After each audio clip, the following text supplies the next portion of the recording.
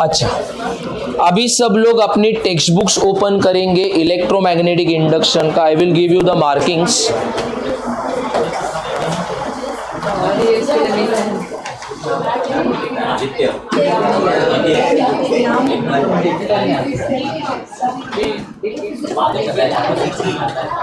और जब रीडिंग चलेगी तो प्लीज सब लोग सिर्फ सुनने का काम करोगे और मार्किंग्स करते जाओगे एग्जाम में क्या क्या लिखना है.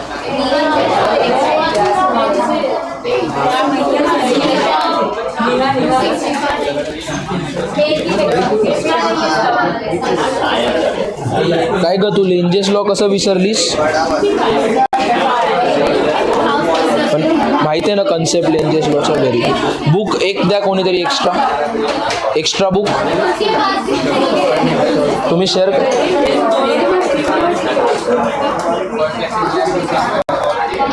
नाव लिहिलंय ना?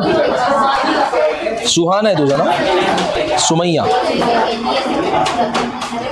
सुमया कोण आहे? सॉरी सुनया नाही काय? सुनैना. सुमैया. आणि सुहाना कोण आहे?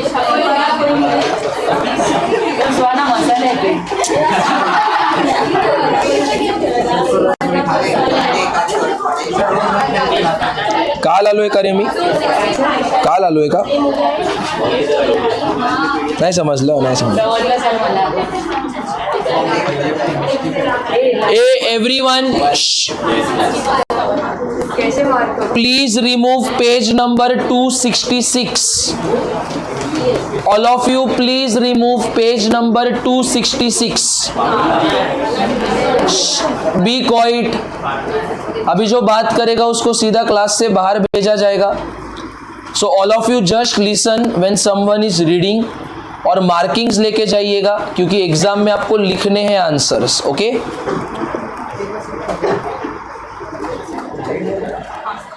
Section number 12.2 Faraday's laws of electromagnetic induction.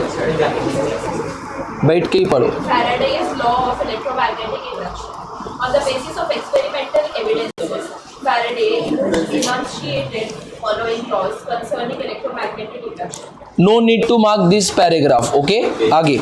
First law.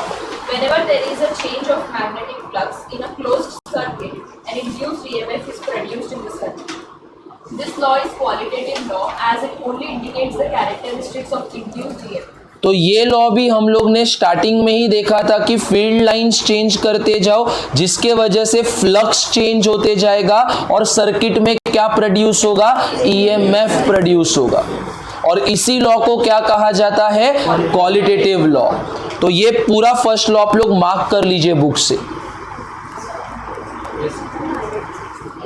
After Faraday's first law, let us come to the Faraday's second law.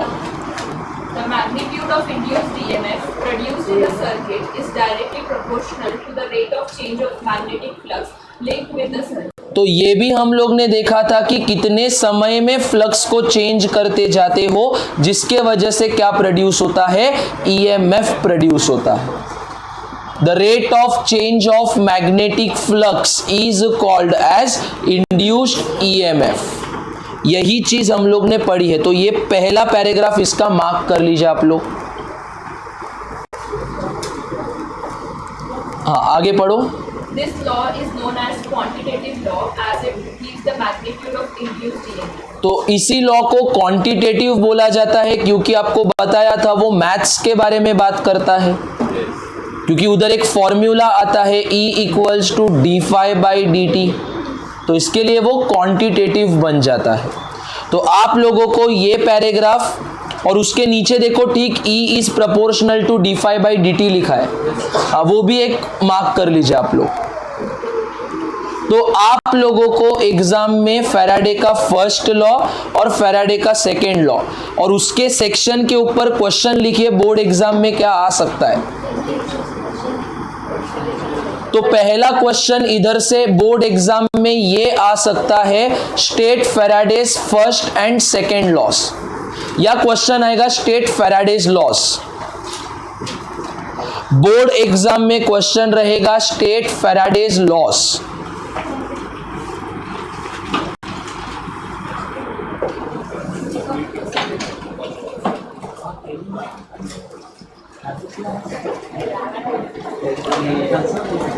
Second question exam में ये बन सकता है state Faraday's qualitative and quantitative law. State Faraday's qualitative and quantitative law. तो बेटा indirectly ही मतलब ये आप लोग को कौन से लॉज लिखने बोल रहे हैं, first and second law respectively. Qualitative मतलब कौन सा लॉ रहेगा, फर्स्ट लॉ, और क्वांटिटेटिव मतलब, तो एग्जाम में ये क्वेश्चन 101% 2 मार्क के लिए आने के चांसेस है। Then coming to section number 12.3 that is Lenz's law. तो बेटा लेंजेस लॉ में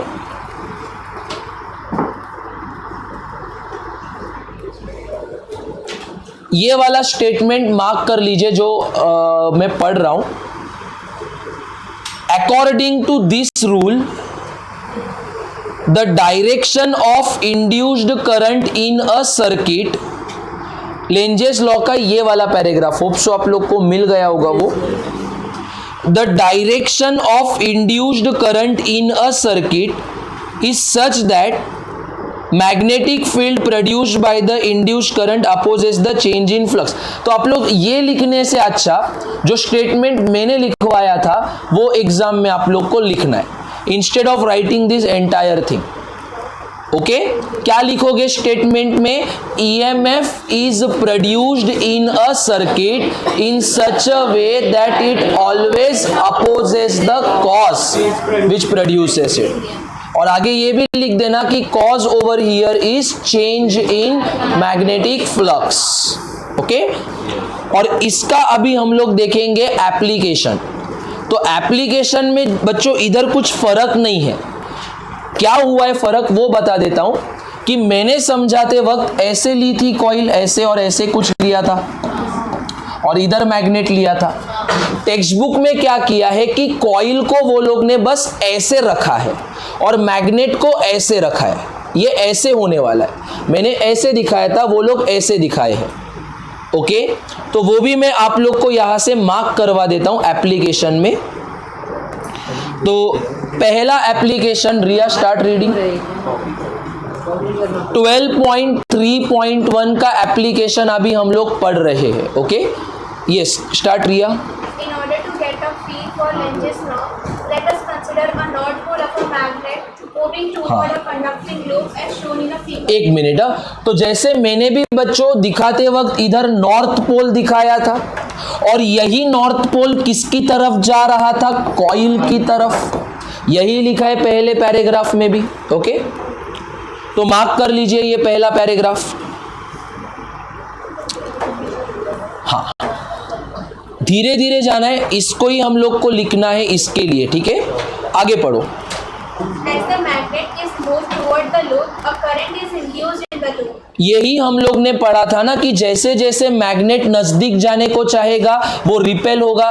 ठीक है, तो ये पहला लाइन तभी समझेगा जब आप आगे का पढ़ोगे। ठीक है, तो आगे का पढ़ो। The induced current in the loop produces a magnetic dipole. ठीक है, तो मैंने जैसे आप लोग को बताया था कि ये कॉइल पहले से मैग्नेटाइज्ड है, वो लोग ने क्या बताया है कि मैग्नेटाइज कैसे हुआ है।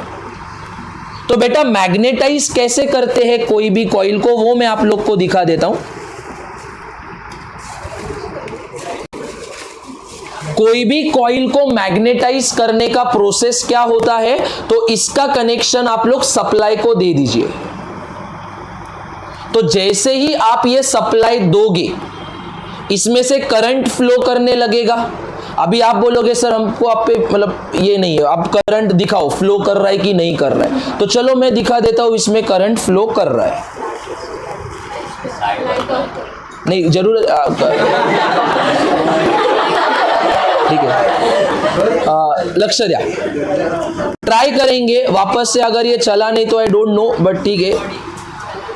So this is called as continuity tester. Okay, अभी कंटिन्यूटी टेस्टर में क्या होता है कि हम लोग टेस्टिंग करते हैं कि भले ही उसमें करंट है नहीं है, या किधर कोई डिवाइस शॉर्ट हुआ है कि नहीं हुआ है, तो इसको टेस्टर कहते हैं. ठीक है, ये दिख रहा होगा, लाइट चमक रहा है इसमें.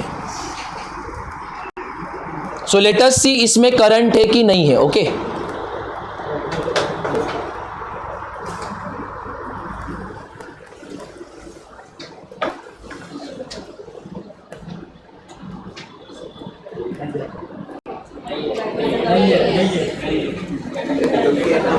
दिसेल ना, करंट यायला तर पाहिजे. हा, ये जरा इथे.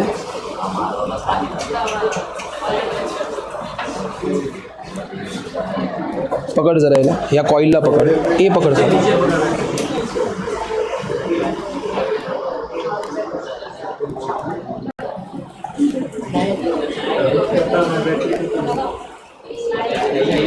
बैटरी नहीं लगता लाईट बंद कर, लाईट बंद कर. इथे वरती आहे, वरती आहे. हा, तेवढी लावू दे, एक लाईट राहू दे रे hero. Now pay attention, just pay attention. तो अगर आप देख रहे हो तो ये टेस्टर का मैं इसको पॉजिटिव दे रहा हूं और इसको नेगेटिव.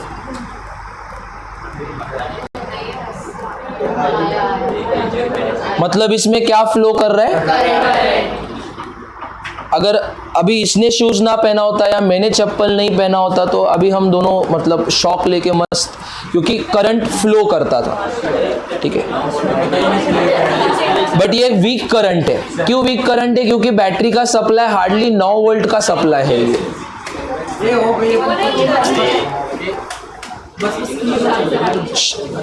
ये बस. तो हो रहा क्या है ना गाइस, कि इसमें करंट फ्लो कर रहा है.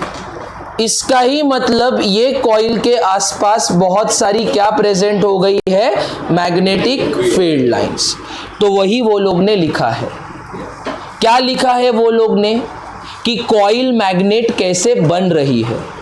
तो कॉइल मैग्नेट कैसे बन रही है, तो सबसे पहले इसमें से करंट पास करवा दो, जिसके वजह से इसके आसपास बहुत सारी क्या तैयार होंगी, magnetic field lines. Magnetic field lines ही हो गई है. तो अगर आप लोग को याद होगा, मैंने बताया था कि यही कॉइल किसकी तरह बिहेव करने वाली है. हाँ, वही लिखा है उस पैराग्राफ में. समझा यहां तक सब लोग को क्या लिखा है उस पैराग्राफ में? गुड. आता पुढे वाचा. The dipole is oriented in such a way that it opposes the हाँ. motion of the magnet. ये भी पढ़ा था ना हम लोग ने कि डाइपोल इस तरीके से बनता है कि वो इसका अपोजिशन करता है. कैसे अपोजिशन करता है? तो यहां पर पहले कौन सा पोल बनेगा? सर, अरे जब नजदीक आने को चाहेगा तो नॉर्थ बनेगा ना. जब वो दूर जाने को चाहेगा तो क्या बनेगा? साउथ बनेगा. जब नजदीक आएगा तो नॉर्थ बन के रिपल्शन होगा, और जब दूर जाएगा तो साउथ बन के अट्रैक्शन भी होगा. तो वही वो लोग ने लिखा है. पुढे वाचा. Thus the loop's north pole must face the approaching north pole of magnet so as to repel हाँ, it. thus the loop's north pole must face the approaching north pole of the magnet so that it repels. मतलब ही north और ये north एक दूसरे को face करने चाहिए ताकि इधर क्या होने वाला है, रिपल्शन. यही हम लोग ने लास्ट टाइम भी देखा था. पुढे वाचा. The called right hand rule for नहीं, ये मत पढ़ो. राइट हैंड रूल वगैरह हम सब MEEC में पढ़ेंगे. आगे पढ़ो उसके. the induced current in the loop will be in counterclockwise direction हाँ. as shown in the figure. हाँ, तो उनका मतलब क्या है, तो लक्ष्य द्या. Please please, no one should talk. बेटा, जब यहां पे नॉर्थ पोल बनेगा और यहां पे साउथ पोल बनेगा, तो हम लोगों ने यह भी पढ़ा है प्रीवियस स्टैंडर्ड में कि नॉर्थ पोल बिहेव करता है पॉजिटिव की तरह और साउथ पोल बिहेव करता है नेगेटिव की तरह. पॉजिटिव नेगेटिव आ गए मतलब इसमें EMF आया है. बेटा करंट कहां से कहां फ्लो करता है? ये कौन सा डायरेक्शन है, क्लॉकवाइज की एंटी क्लॉकवाइज? तो करंट कौन से डायरेक्शन में है? समझा भी उधर क्यों काउंटर क्लॉकवाइज बोला है? यानी जब इधर नॉर्थ पोल बनेगा तो करंट काउंटर क्लॉकवाइज जा रहा है, मतलब कौन से डायरेक्शन में जा रहा है? एंटी क्लॉकवाइज डायरेक्शन में। जब ये साउथ बनेगा तो क्या होगा? क्योंकि ये अभी पॉजिटिव बनेगा, ये नेगेटिव बनेगा, करंट कहां से कहां फ्लो करता है? पॉजिटिव। तो ये कौन सा हो गया? समझा भी सब लोग? वेरी गुड, ठीक है। तो वही यहां तक लिखा है। हाँ, आगे पढ़ो last paragraph. If the magnet is pulled away from the loop, a current will again be induced in the loop in such a way that the loop will have a south pole facing the retreating north pole and will oppose the retreat बाय। हाँ, attract। यही आप लोग को बताया गया था कि थोड़ी देर के बाद ये साउथ बनेगा, क्योंकि ये इसको अपनी तरफ अट्रैक्ट करने को चाहेगा। तो जब ये साउथ बनेगा तब ये नॉर्थ बनेगा, और पॉजिटिव नेगेटिव और करंट कौन से डायरेक्शन में जाएगा? यही समझाया अभी जस्ट आप लोग को। तो एक बार करंट एंटी क्लॉकवाइज और उसके बाद clear with this logic everyone. तो ये भी हो गया पहला एप्लीकेशन, ठीक है। So you have to write this entire thing. Exam में अभी क्वेश्चन क्या बनेगा इसके ऊपर, तो राइट डाउन द क्वेश्चन।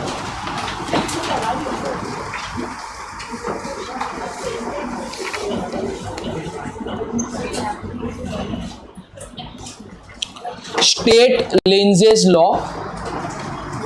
पहला क्वेश्चन एग्जाम में 2 मार्क के लिए आ सकता है, स्टेट लेंजेस लॉ। तो इसमें आप लोग को लॉ का स्टेटमेंट और वो E is equals to minus d∅/dt का फॉर्मूला लिखना होगा। दूसरा क्वेश्चन इसमें बन सकता है, explain the application of Lenz's law. क्या क्वेश्चन बन सकता है? Explain the application of Lenz's law.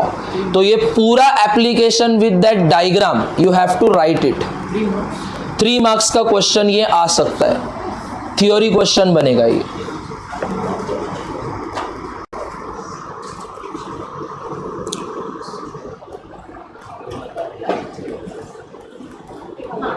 फिर हम लोग ने 12.3.2 भी पढ़ा है, दैट इज एनर्जी कंजर्वेशन। हम लोग एक एक सेक्शन पढ़ते नहीं जाएंगे guys, okay. So energy conservation is also done in this concept.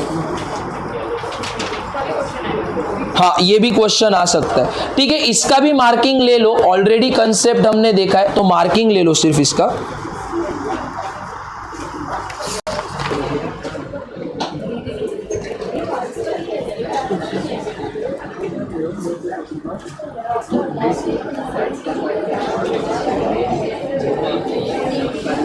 या इसका जो आंसर है आप वो मेरे नोट से लिख लीजिएगा, जो मैंने यहाँ पे एक्सप्लेन किया है वही है, तो ठीक है। तो एज सच इसमें टाइम वेस्ट नहीं करेंगे हम लोग। देखो उसके आगे लिखा है Lenz's law and Faraday's law.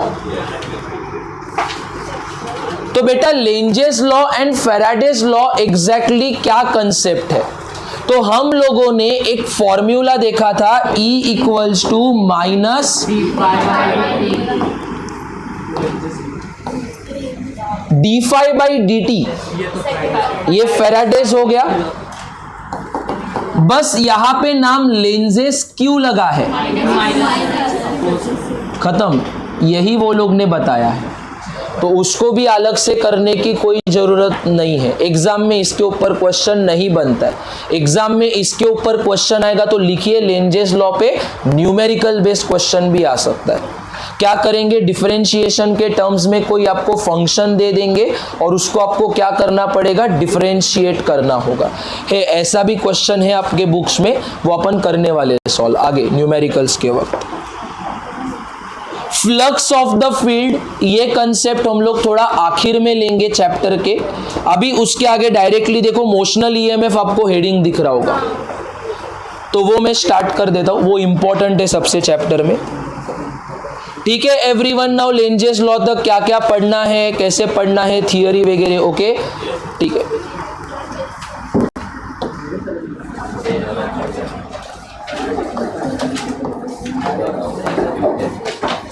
ठीक आहे ना, ते समजलं ना काय काय Lenz's law.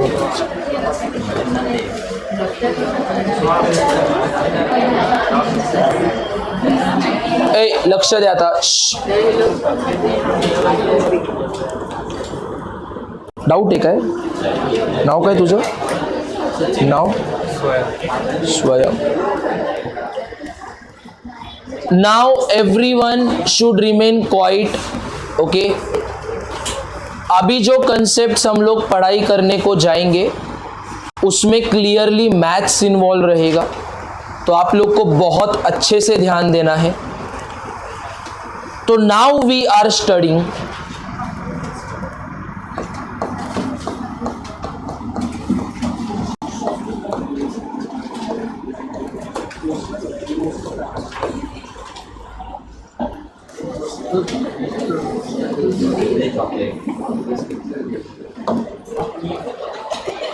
So now we are studying.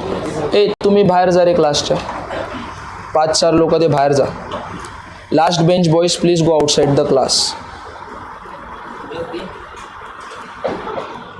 वो सिर्फ बैठेगा, वो बैठेगा, बाकी 1 2 3 4 go out of the class. बाहर जाके मस्ती करना. Go fast fast, I don't want to waste class time. Go, miss हो गया तो चलेगा, 0 आने दो, I don't care. Go out of the class fast. जा क्लासच्या बाहेर जा.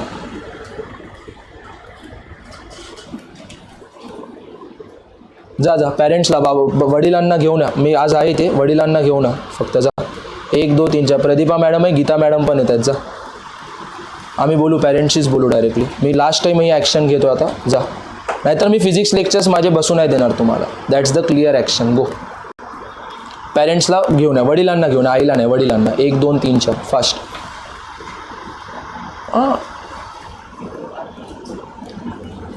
जाओ जाओ, क्लास के बाहर जाओ बेटा.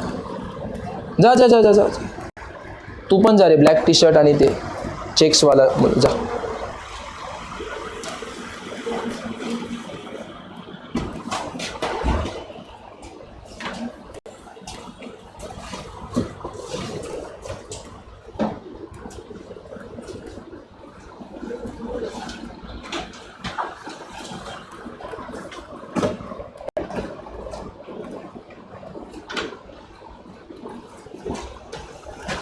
Anyone wants to join this party?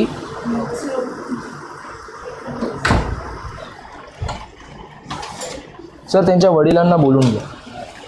नाही, आपण ॲक्शन, स्ट्रिक्ट ॲक्शन घ्यायची. जा जा.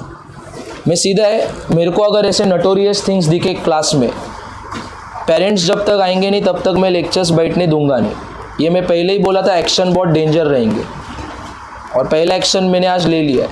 उस दिन मैंने माफ़ किया था वो स्टूडेंट्स को, 1 2 जो थे. मैंने बोला जाने दो, मस्ती है, एज होता है, लेकिन हर बार नहीं चलेगा बेटा. Okay, so please be in your limits. आप लोग को मालूम नहीं है तो अच्छे के लिए बता देता हूँ. Most of the time I am the external examiner as the board in your NES Ratnam college, Menon college, DAV college as well as Kedkar college. तो रडार में हो तुम लोग. अगर बुरी तरीके से इधर फंस गए तो मैं गुस्सा कहीं पर, तो वो समझेगा नहीं तुम लोग को कैसा गुस्सा निकलेगा. So don't take any risks. बार बार आप लोग को कहा जा रहा है इधर.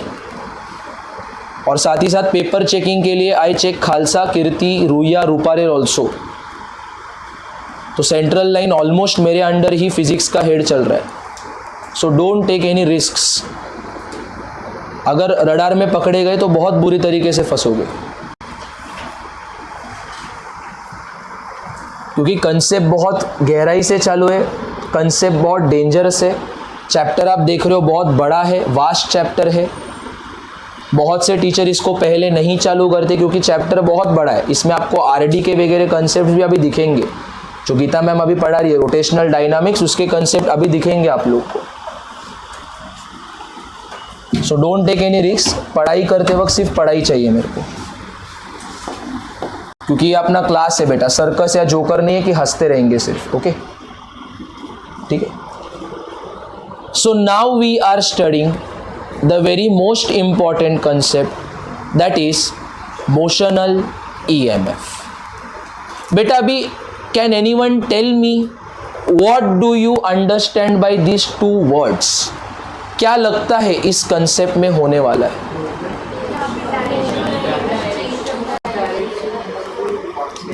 यहां पर yes, if you want you can try and then I will tell it. क्या लगता है क्या होगा?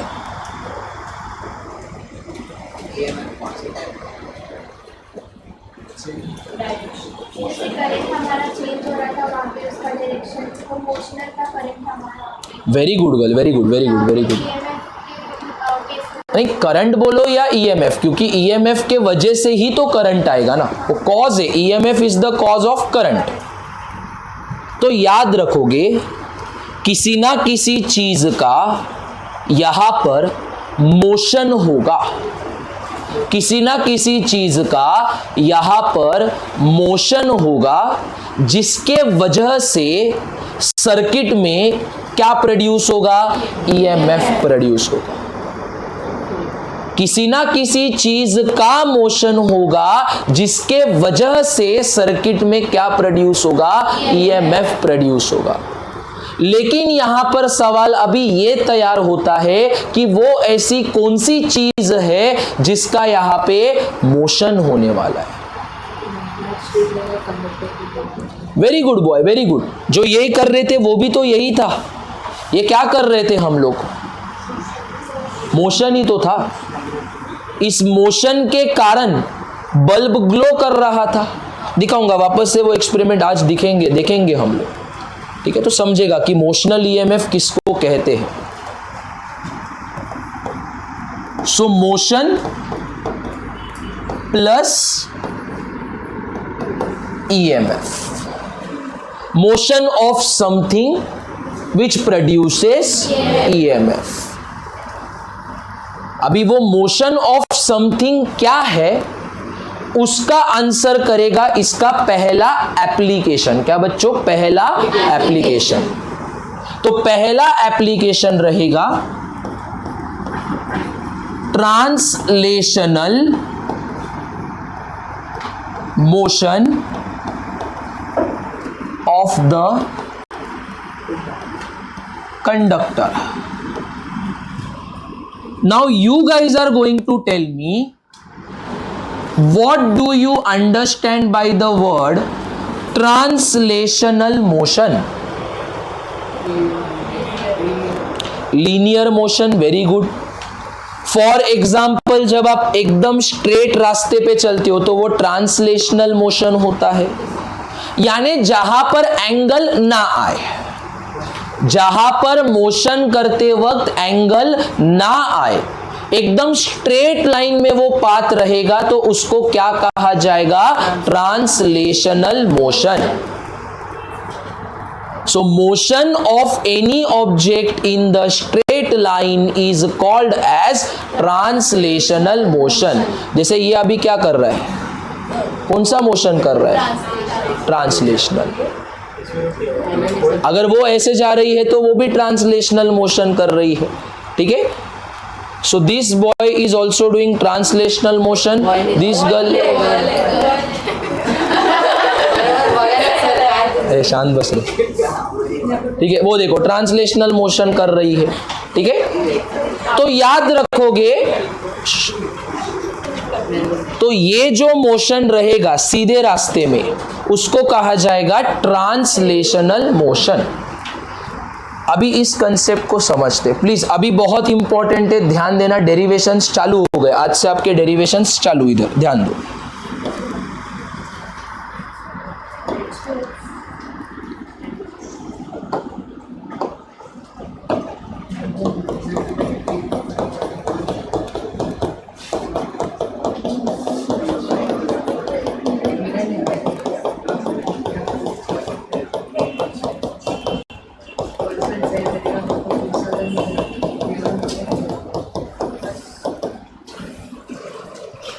अभी एक क्रॉस क्या रिप्रेजेंट करते? एनीवन?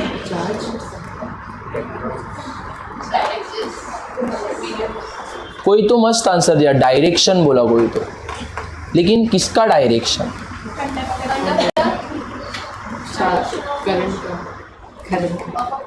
करंट नहीं। तो स्केलर वेक्टर्स नाम का 11th में याद करो एक चैप्टर पढ़ा था जिसमें आप लोग dot product and cross product के बारे में पढ़ते हैं।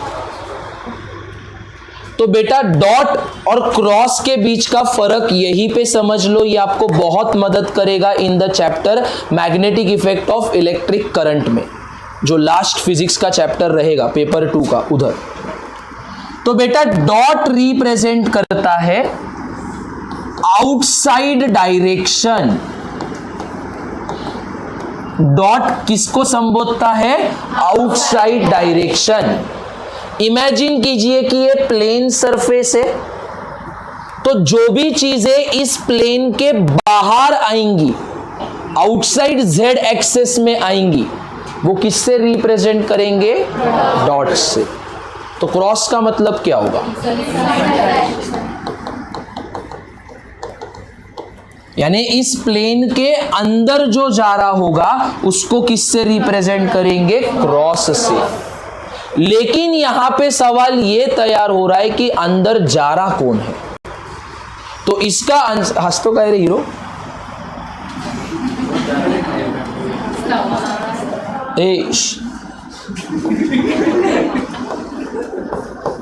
यहां पे क्रॉस का मतलब रहेगा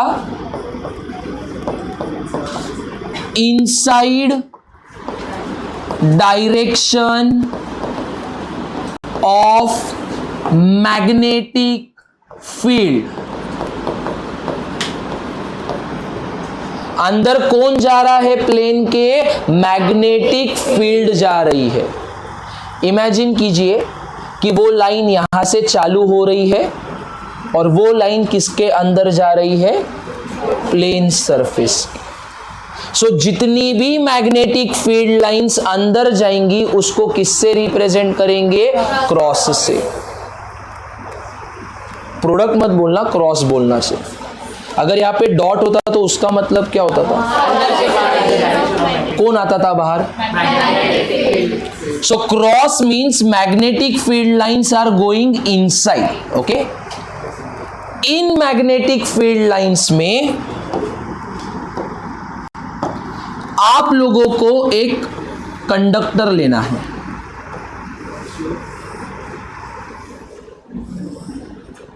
या इसको आप लोग एक कॉइल भी बोल सकते हो।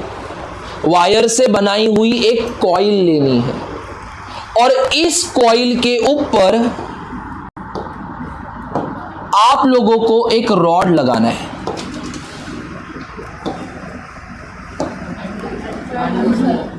कुठे येते?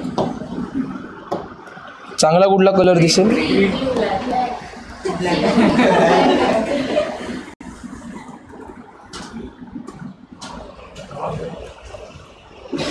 है। सो दिस इज मेटल का rod.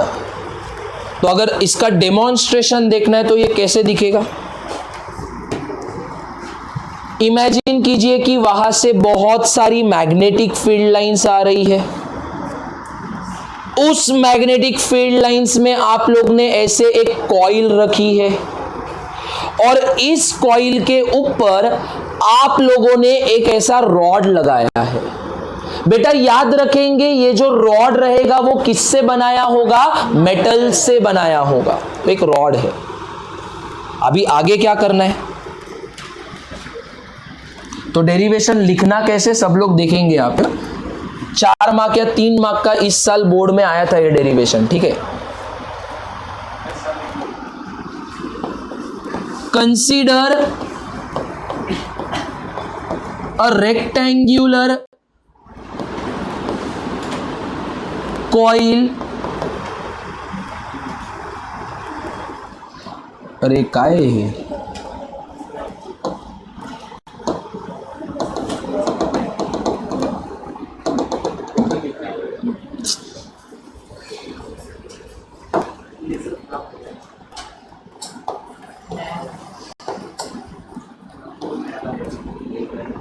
Consider a rectangular coil placed, अरे काय है ये काय है?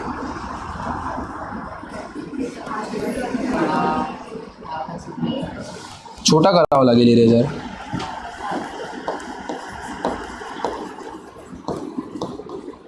Consider a rectangular coil placed in a magnetic field lines. यानी इमेजिन कीजिए कि इन मैग्नेटिक फील्ड लाइंस में आप लोगों ने एक कॉइल रखी है and over this rectangular coil over this rectangular coil a conductor is placed. A conductor is placed.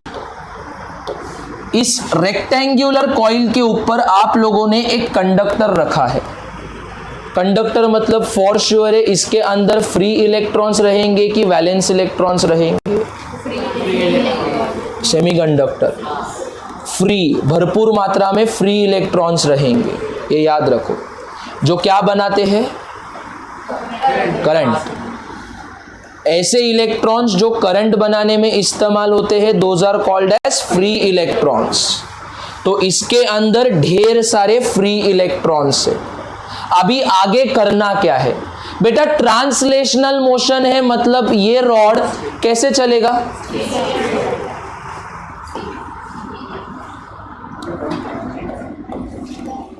अच्छा V मतलब क्या भी यहाँ पे, consider this rod moving in a straight line. Translational motion मतलब स्ट्रेट लाइन. यानी अगर ये कॉइल ऐसे रखी गई है और ये रॉड अगर ऐसे प्लेस किया गया है तो ये ऐसे चलेगा, ऐसे. मतलब मैग्नेटिक फील्ड लाइंस आ रही है और ये रॉड को ऐसे रखा गया है और ये रॉड मैग्नेटिक फील्ड लाइंस को काट के कैसे चल रहा है, सीधा चल रहा है. काट रहा है ना मैग्नेटिक फील्ड को, ऐसे सीधा चल रहा है ये. अभी सब इसके मीनिंग्स भी लिखने हैं. V मतलब क्या रहेगा यहाँ पे, स्पीड बोलो वेलोसिटी बोलो इधर सेम रहेगा क्योंकि हम लोग सिर्फ मैग्नीट्यूड देख रहे हैं ना ही direction. So V stands for the velocity of the conductor. क्या आप लोगों को ये रेक्टेंगल दिख रहा है क्या बच्चों, देखो ये. तो रेक्टेंगल के पास ये क्या होती है, इसको क्या बोलते रे, अरे अकलेंथ, काय बोलू तुम्हाला, याला लेंथ बोलतात की ब्रेड्थ बोलतात, लेंथ होता है ना लंबाई, ब्रेड्थ बोल रहे हो उसको. और इसको क्या बोलेंगे, चौड़ाई. ये लंबाई, ये चौड़ाई, ये लेंथ होता है तो ये क्या रहेगा, ब्रेड्थ. देखिए लेंथ और ब्रेड्थ मिला के ये पूरा क्या देंगे, मालूम है ना इतना सब लोग को. So A will be what, area of the rectangle. यहां पर इस रेक्टेंगल का हम लोग नेमिंग करेंगे. लास्ट वार्निंग गर्ल्स, नहीं तो एक्सप्लेन कराल explain. It's a clear indication ना, वरना उनके साथ मैं जोड़ दूंगा सीधा.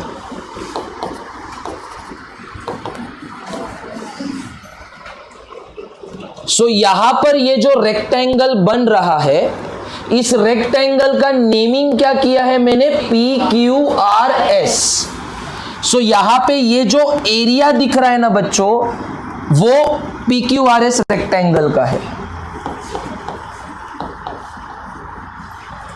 और इस एरिया का फॉर्मूला क्या बनेगा, फटाफट से बोलो. सिर्फ फॉर्मूला, डायरेक्टली फॉर्मूला बोलो. तो QR मतलब यहां पे लेंथ है और RS मतलब यहां पे ब्रेड्थ है. Clear with this. तो सॉरी इधर X लिखना. ब्रेड्थ को किससे रिप्रेजेंट कर रहे हैं? एक्स से। चाहिए तो ये भी लिख दो, L stands for the length and X stands for the breadth. तो क्या किया है, एक रेक्टेंगुलर कॉइल, बहुत सारी मैग्नेटिक फील्ड लाइंस, एक रॉड लगाया गया है। ये रॉड लगातार ट्रांसलेशनल मोशन कर रहा है मैग्नेटिक फील्ड लाइंस को क्या करके, काट के। तो यहां पे क्या हो रहा है कि एक रेक्टेंगल बन रहा है PQRS नाम का। ये उस रेक्टेंगल की लंबाई दैट इज लेंथ, और इस रेक्टेंगल का breadth that is x। So length into breadth करोगे तो क्या मिलेगा? एरिया मिलेगा। तो हम लोगों ने इसका एरिया निकाल लिया है।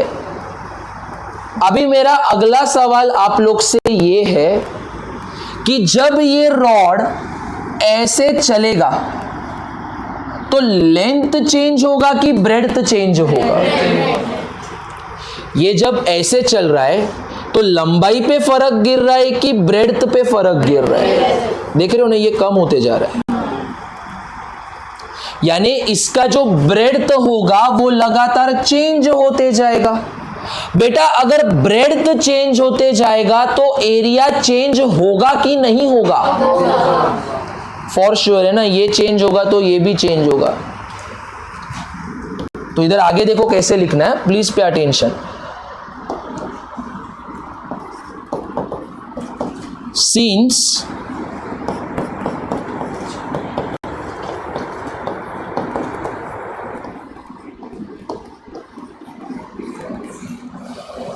एरिया चेंजेस, एरिया क्या होते जा रहा है? चेंज होते जा रहा है। बेटा अगर एरिया में कोई फर्क गिरते गया तो फ्लक्स पे कोई फर्क गिरेगा कि नहीं गिरेगा?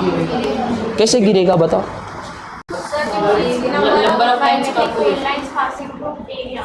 तो एरिया जब हमारा चेंज हो रहा है तो नंबर ऑफ लाइंस पास हो रहे हैं वो भी तो चेंज होगा। समझे ना ये बात क्या बोली वो? अरे हाँ, मतलब अगर इसमें से अगर समझो पांच लाइन जा रहे हैं, अभी इसको कम कर दिया, मतलब एक लाइन निकल गया तो 4 लाइन जाएगी। यही कहना चाहते हो दोनों का मतलब? ये लाइंस जाने का काम कर रही है तो एक एरिया हम लोग ने डिफाइन किया है, तो इधर से भी कुछ लाइनें जा रही है ना। तो जैसे जैसे आप इसको इधर मोशन दोगे तो लाइंस भी बढ़ते जाएगी कि घटते जाएगी? समझा ना? पहले ज्यादा जा रही थी, अभी कम कम कम कम कम कम जाने लगेगी। और हम लोग ने मैथ्स भी पढ़ा है इसका। फ्लक्स का फॉर्मूला क्या होता है?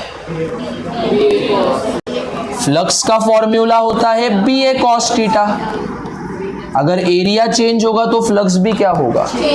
समझा सब लोग को ये logic? If area changes then flux will also change. यानी आप लोग ने जो आंसर किया वो थियोरिटिकल आंसर किया और मैंने जो आंसर किया वो मैथ्स को मद्देनजर रखते हुए किया। तो दोनों तरीके से ये कंडीशन क्या हो रही है? सेटिस्फाई हो रही है।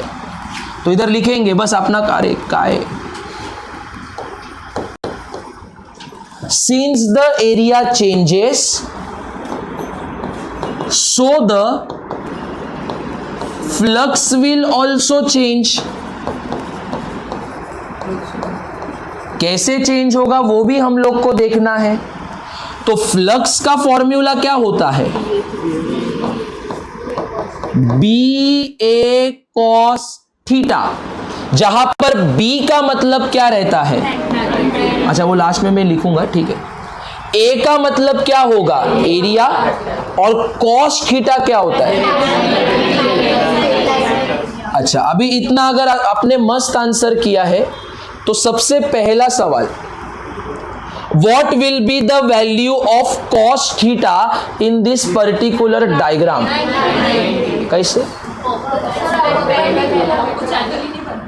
वेरी गुड वेरी गुड बेटा। एक रीजन है, नहीं उसका एंगल नहीं बनने का रीजन वो भी मैं समझाता हूं। बेटा इमेजिन करो यार, अगर ये 90 डिग्री बन गया तो फ्लक्स का वैल्यू कितना आएगा?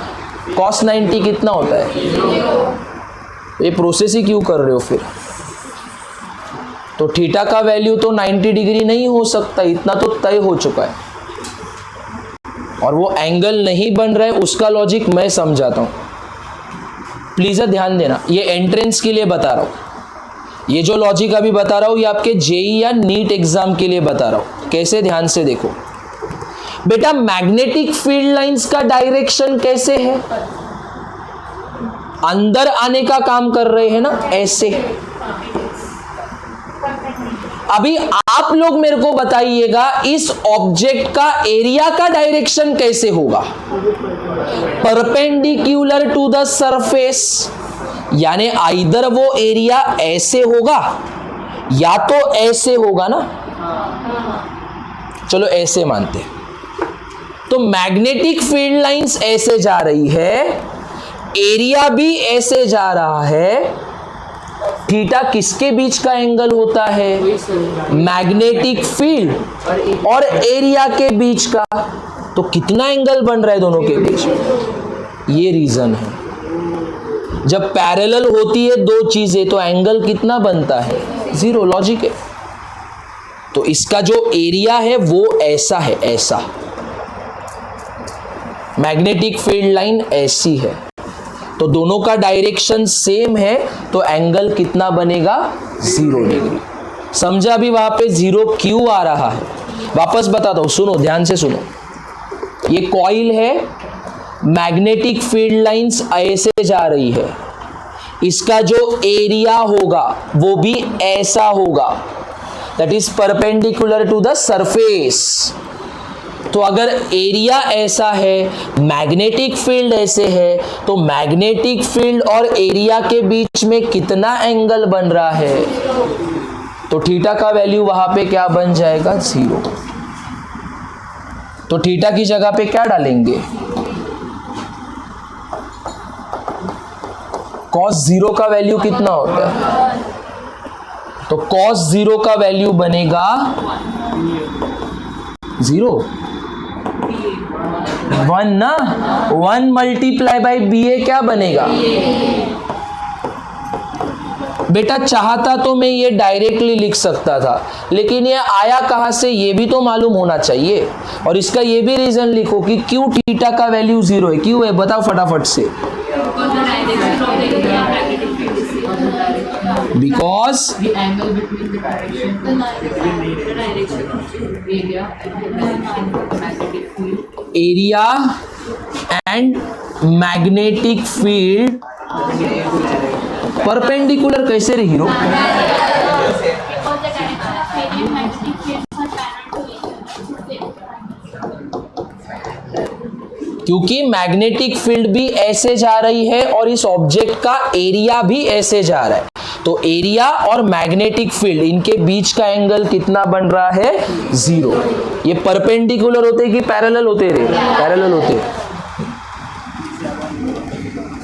ठीक है, नो इश्यूज, लक्ष्य देता।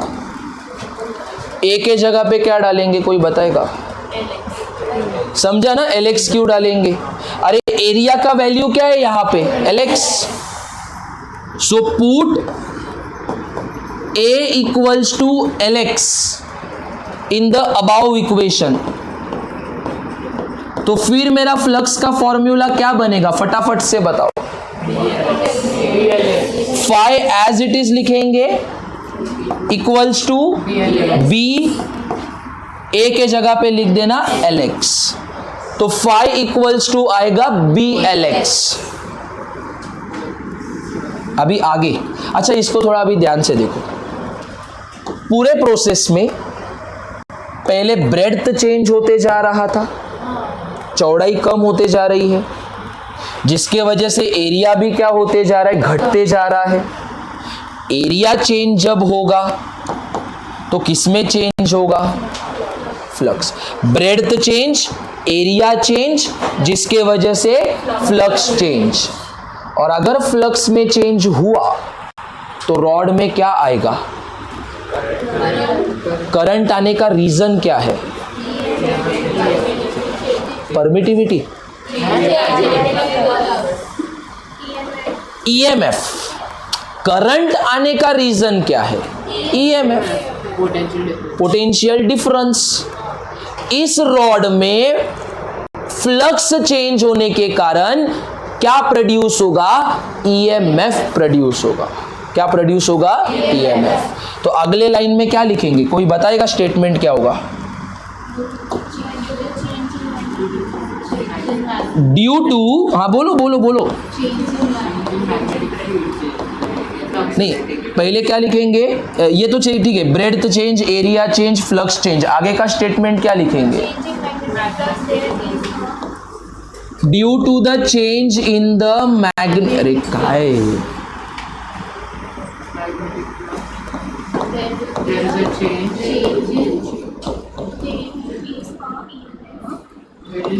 Induction of EMF. There is what? EMF. Flux change होने के कारण there is the EMF induced in the rod. Rod में क्या इंड्यूस हो रहा है? ईएमएफ। एक टर्मिनल पॉजिटिव बनेगा रॉड का और एक क्या बन जाएगा? नेगेटिव। और थोड़ी देर के बाद रॉड को जब आप हाथ लगाओगे तो गर्म बन चुका होगा। क्यों? उसका रीजन क्या है? गर्म बनने का रीजन क्या होगा? Positive to negative. Very good. Current, समझा ना? करंट फ्लो करेगा तो गर्म हो जाएगा ये रॉड। कोई भी चीज जब करंट फ्लो करवाती है तो वो क्या हो जाती है? हीट हो जाती है। So due to the change in magnetic flux there is EMF induced in the rod और इन अ, काय रीजन आहे याचं?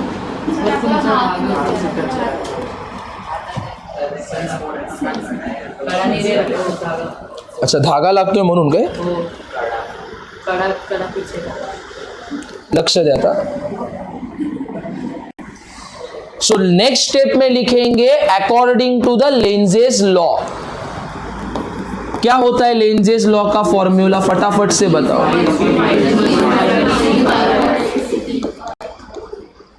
E इक्वल्स टू माइनस, चलो लास्ट स्टेप है, फटाफट से देखो। अभी इधर एक काम करण्याला थोडं झूम आउट करून दे ना, ते झूम इन काय बोलतात त्याला, ताकि वो डेरिवेशन पूरा एक साथ दिखे और मैं लास्ट में पूरा वापस एक्सप्लेन कर पाऊँ। ये कसं आलं?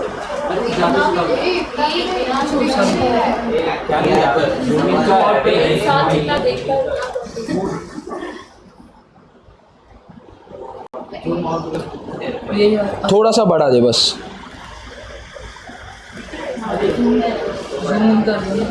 बस है?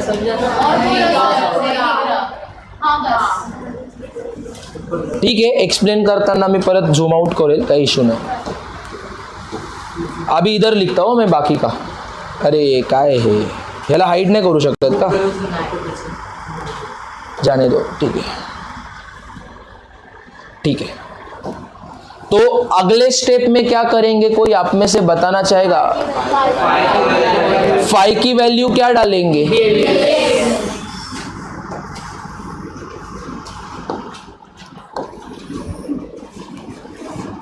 अरे त्यापेक्षा हे का नाही? ब्लॅकबोर्डच गायब आहे।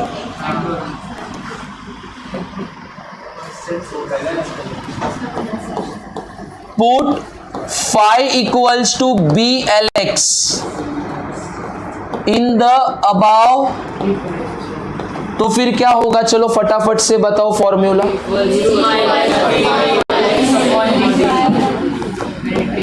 तो पहले d बाई dt लिखेंगे और phi की जगह पे क्या लिख देंगे? अभी डिफरेंशिएशन तो आपका मन पसंद है, आपने पढ़ा है ऑलरेडी। तो चलो बताओ। नहीं आता है? हमको तो कुछ भी नहीं आता है, लेकिन ट्राई करने का, ठीक है, बताने का। बेटा मेरे को इतना बताओ, अगर मैं पूरा एरिया देखूं तो मैग्नेटिक फील्ड लाइंस तो कांस्टेंट है ना, अंदर आने का काम कर रही है ना सिर्फ। तो मैग्नेटिक फील्ड कांस्टेंट, जीरो कैसे होगा रे? तो क्यों कर रहे हैं पूरा? ठीक है, वो जीरो होगा तो पूरा आंसर में मार्क्स भी तेरे को क्या मिलेगा? ठीक है, कुछ भी जीरो नहीं करना है, अनलेस एंड अनटिल नहीं होता है। हाँ, बी इज कांस्टेंट। अच्छा इतना बताओ, लेंथ कांस्टेंट है कि चेंज होते जाता है? क्या ब्रेड्थ कांस्टेंट है कि चेंज हो रहा है? तो मैग्नेटिक फील्ड और लेंथ कांस्टेंट होने के नाते वो डिफरेंशिएशन के बाहर आ जाते हैं। मालूम है क्या ये चीज? तो बताओ फिर आगे क्या होगा लास्ट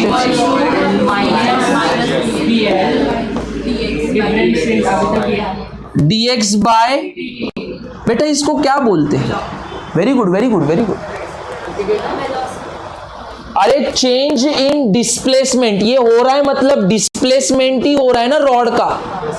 तो change in displacement with respect to time is called as what? Velocity. As dx by dt का मतलब होता है वेलोसिटी। तो dx बाई dt की जगह पे क्या लिख देंगे अभी हम लोग? माइनस BL, और वेलोसिटी के साथ ये नेगेटिव साइन लगाइएगा। बताता हूं, सांगू शकशील? नहीं, काटने का भी रीजन नहीं है। मेरे को एक बात बताओ, EMF यानी वोल्टेज होता है, वोल्टेज कभी नेगेटिव हो सकता है? कभी सुना है -10 वोल्ट का सेल लेके आओ, -45,000 वोल्ट है, -230 वोल्ट का सप्लाई है। तो ये नेगेटिव को हटाने के लिए मैंने वेलोसिटी के साथ कौन सी साइन लगाई है? माइनस।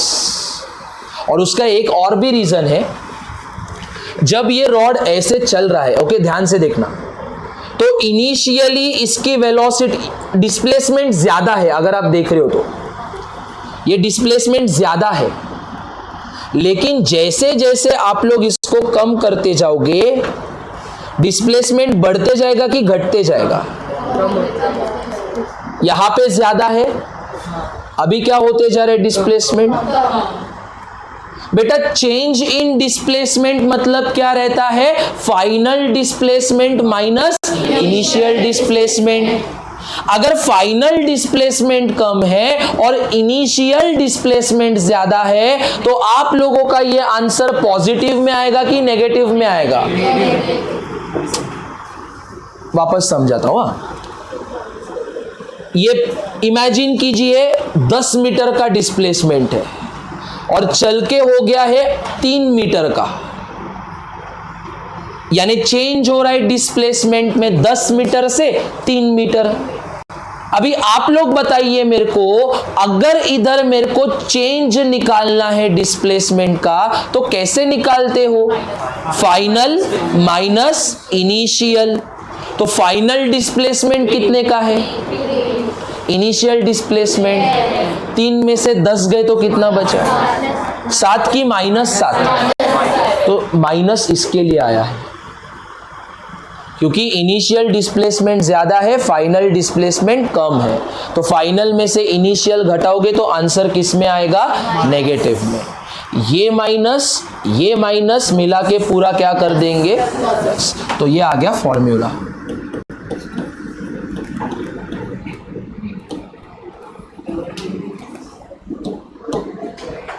जहां पर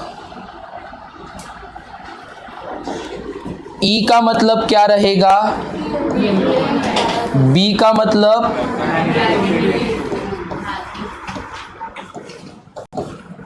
V का मतलब और L का मतलब। एग्जाम में कैसे क्वेश्चन आएगा हम लोग को? तो ये डेरिवेशन भी आ सकता है और इसके ऊपर सीधा क्या आएगा? न्यूमेरिकल। अच्छा एक बात और, डेरिवेशन खत्म। कौन से एग्जाम में ये क्वेश्चन आया है? तो HSC बोर्ड 2022 रिसेंटली आया है। ये मत सोचना कि आया है तो इस साल नहीं आएगा। बेटा बोर्ड क्वेश्चन रिपीट होते हैं, ये बात याद रखो। हमारा काम ये है कि काम को रिपीट करना, क्योंकि जब मैं भी पेपर बनाता हूँ ना प्रीलिम्स के स्पेशली, तो क्या होता है कि अभी लास्ट ईयर मैंने जो केड़कर का पेपर सेट किया था प्रीलिम का, तो उधर क्या किया था कि मैंने जो 2000 का बोर्ड पेपर हुआ था वो वापस रिपीट करवाया था, यानी उधर के क्वेश्चन डाल के इधर मैंने लगा दिया, मतलब तो वो क्वेश्चन रिपीट हो गए ना वापस, जो 2000 में हुआ था वो इधर वापस हो गया। ठीक है, हाँ अभी मैंने जो अभी तक पेपर सेट किया, एटलीस्ट जितने पेपर प्रीलिम्स के, कभी कभी I send my paper two board also, तो मैं जनरली क्या करता हूँ कि प्रीवियस ईयर के क्वेश्चन डालता हूँ। जैसे 2016 का सेक्शन डी मैंने सेट किया था, जो बोर्ड का था, वो 12th स्टैंडर्ड का, तो वो सेक्शन डी जो था मैंने जानबूझ के 1997 के क्वेश्चन उसमें डाले थे, जो उस समय हमको मालूम होता है बच्चा उधर तक जाएगा ही नहीं, 90s के पेपर सॉल्व नहीं करेगा या 2000 एरा के सॉल्व नहीं करेगा, तो हम लोग जानबूझ के उधर से ही छेड़छाड़ करके कुछ डाल देते ऐसा। अभी कितना पेपर सॉल्व करना है ये तो मैं आप लोग को कह सकता हूँ कि बस 5 साल के सॉल्व कीजिए, लेकिन पढ़ के तो सब कुछ जा रहे हैं ना, पढ़ के तो सब कुछ जा रहे हैं, थोड़ी क्या हम लोग पेपर सॉल्व करके एग्जाम के लिए जा रहे हैं, तो पढ़ के तो सब कुछ जा रहे हैं, तो इसके लिए पढ़ाई सब रखनी है, प्रैक्टिस के लिए 5 साल की ही सॉल्व कर, आपके ऊपर, आप चाहिए तो 10 साल के भी कर सकते हो, वो टाइम होना चाहिए लेकिन उतना, ठीक है। लियून क्या है फिर मैं क्या वो कट स्टार्ट होगा उधर, दिख नहीं रहा है क्या, स्टार्टिंग दिसत नाही, कैसे करते हो?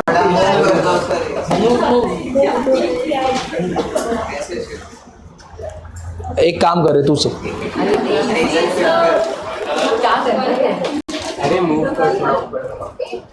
यही तो है, यही है ना, अजून काय, यही है, फटाफट फटाफट लिख लो। तो देखो बच्चों 2 मिनट अभी सब लोग लिखना बंद करो, ए बी क्वाइट नाउ, लिसन। इस पूरे डेरिवेशन का फ्लो देखो क्या है, फ्लो एक बार देखो, ब्रेड्थ में चेंज, एरिया में चेंज, लिखता हूँ चाहे तो फ्लो लिखता हूँ, अरे रे रे रे रे,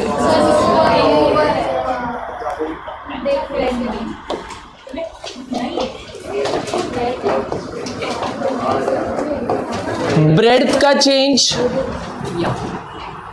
ब्रेड्थ के चेंज के वजह से किसमें चेंज, एरिया के चेंज के वजह से किसमें चेंज, फ्लक्स के चेंज के वजह से, खत्म, ये फ्लो है। वो बड़ा क्यों लग रहा है मालूम है, उधर मैंने बहुत सारी थियरी भी लिखी है ना बीच बीच में, वो है ये है वो सब, तो साइज इसके लिए बढ़ता है। मैथ्स देखोगे तो कितने स्टेप है, 1 2, बाकी मैथ्स ही है, ठीक है, उस उधर कुछ काउंट, हाँ थोड़ा नीचे भी है, सब एट द एंड वही है। और लेकिन अगर आप देख रहे हो तो इधर भी कौन सा लॉ इस्तेमाल हो रहा है, फ्लक्स चेंज ईएमएफ, ये कौन सा लॉ है, फैराडेज लॉ ना, जो हम लोग मतलब हर जगह पे आपको यही चीज दिखने वाली है, फैराडेज लॉ ही दिखेगा, एट द एंड कंसेप्ट तो सेम रहता है, कंसेप्ट तो वही रहेगा कि फ्लक्स में चेंज करो जिसके वजह से ईएमएफ आएगा, दैट्स इट, इतना ही है। चलो नेक्स्ट कंसेप्ट, कोणाचं राहिलेलं आहे, बुक्स द्या त्यांना, बुक्स द्या, एक काम करो थोड़ा रुक के, अरे बाद में रुक के लिख लेना, अभी कंसेप्ट देख लो, अरे काय होते हैं। अभी हम लोग पढ़ने जा रहे हैं मोशनल ईएमएफ का दूसरा कंसेप्ट। जैसे यहां पर रॉड एकदम स्ट्रेट लाइन में चल रहा था, अभी रॉड क्या करने लगेगा, रोटेट करने लगेगा, बट वो करने से पहले इंटीग्रेशन का एक फॉर्मूला दिमाग में याद कर लेंगे।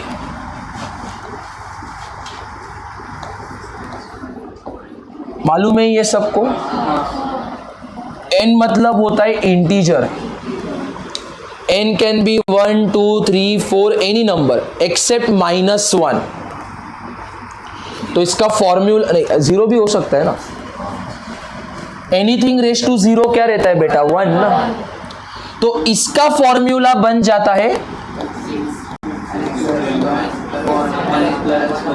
बस इतना याद कर लो, मेरे को फिलहाल के लिए सफिशिएंट है। फिर एसी सर्किट्स में भर भर के इंटीग्रेशन ही आने वाले नेक्स्ट चैप्टर में, ठीक है। फिलहाल इस चैप्टर में इतना सा याद कर लो। चलो कंसेप्ट स्टार्ट करते हैं। Rotational motion of the rod.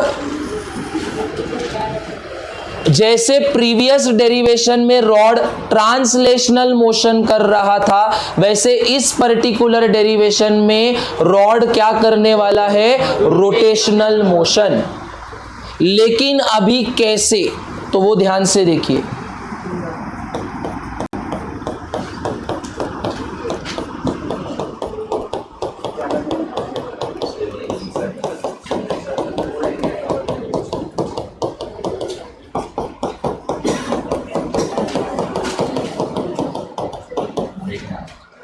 What does this cross represents? ऐसी मैग्नेटिक फील्ड लाइंस जो कि प्लेन सरफेस के अंदर की तरफ जा रही है। थोड़ी देर पहले प्रीवियस डेरिवेशन में देखा था क्रॉस का मतलब क्या होता है। So cross means the magnetic field lines which are going inside. और इन मैग्नेटिक फील्ड लाइंस में आप लोगों को एक कंडक्टर लेना है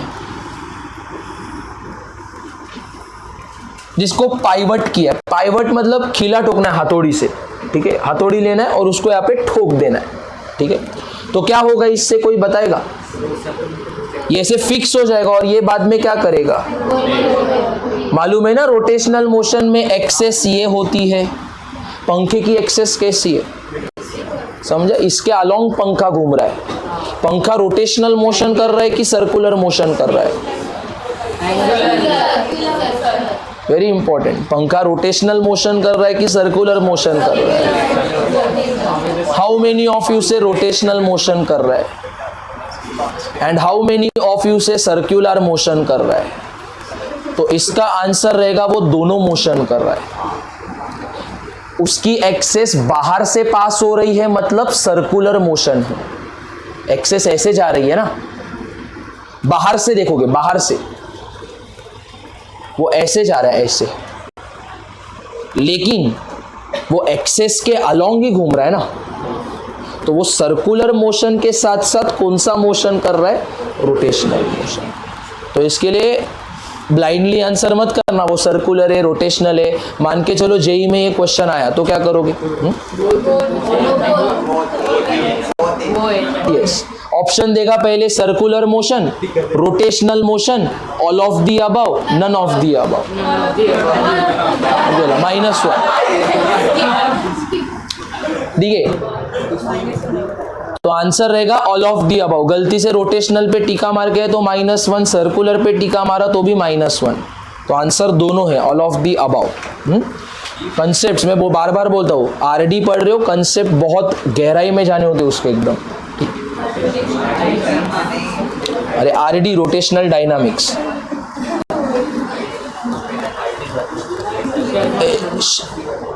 ध्यान दो अभी यहाँ पे। तो ये रॉड को हथौड़ा मार के हम लोग ने फिक्स कर लिया है ताकि ये अपने एक्सेस पे क्या करने वाला है, रोटेट। बेटा रोटेट करते वक्त इसके पास जो वेलोसिटी होती है उसको क्या बोलते हैं, जिसको किससे रिप्रेजेंट, समझे ना? नहीं मालूम है किसको? काय असतं प्रतिमा ओमेगा म्हणजे?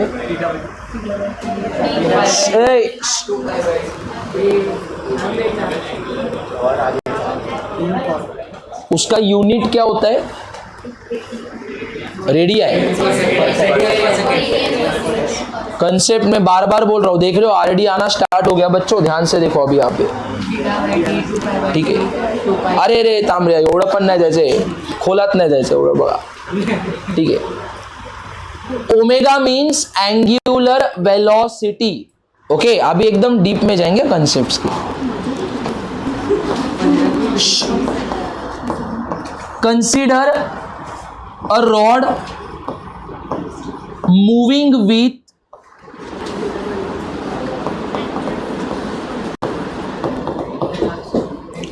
with angular velocity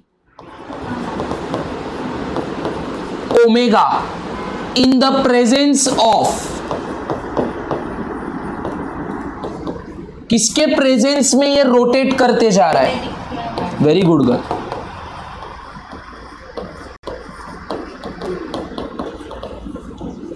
यानी ये लाइंस अंदर आने का काम करते जा रही है, इसको ऐसे फिक्स किया है और ये लगातार उन लाइंस को क्या करते जाएगी, वापस से काटते जाएगी। लाइंस आ रही है और ये लाइंस को क्या करते जा रही है, काट रही है ना ऐसे। जब मैग्नेटिक फील्ड लाइंस अंदर आएगी तो ये उसमें रोटेट करके उस मैग्नेटिक फील्ड लाइंस को कंटिन्यूअसली क्या करते जा रही है, काटती जा रही है। अगर ये लगातार मैग्नेटिक फील्ड लाइंस को काटते गई तो इसमें क्या प्रोड्यूस होगा, ईएमएफ, और उस ईएमएफ के कारण क्या फ्लो करेगा,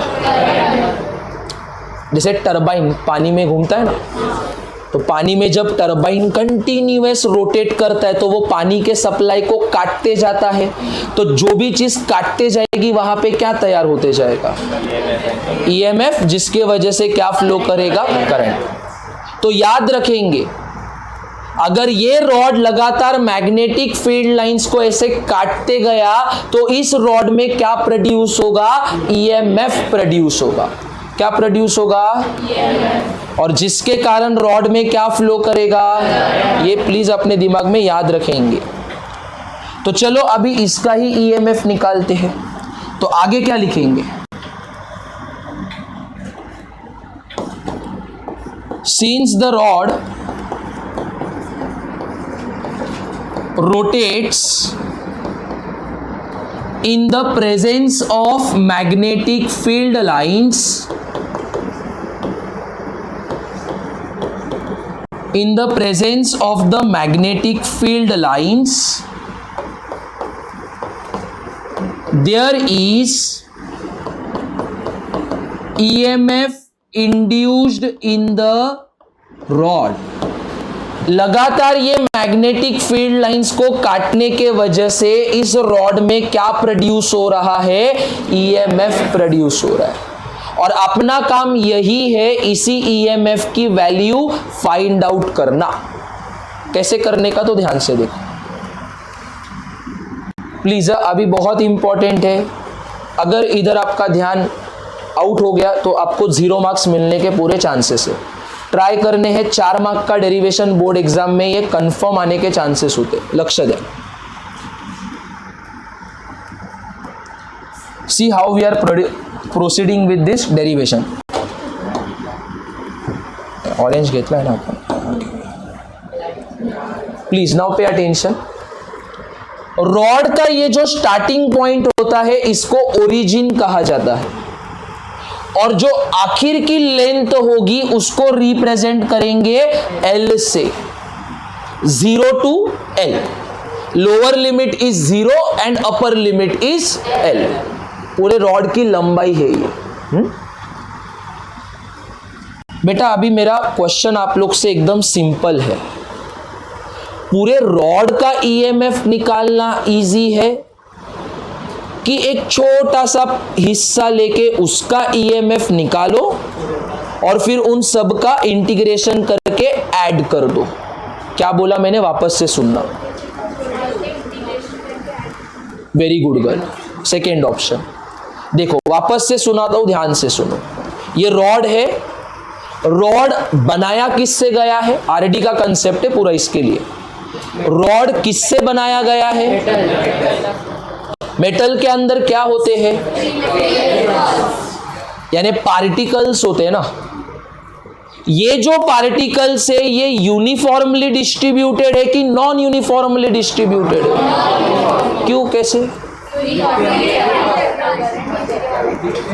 नॉन यूनिफॉर्म रहेगा तो रॉड आड़ा टेढ़ा नहीं होगा क्या बेटा?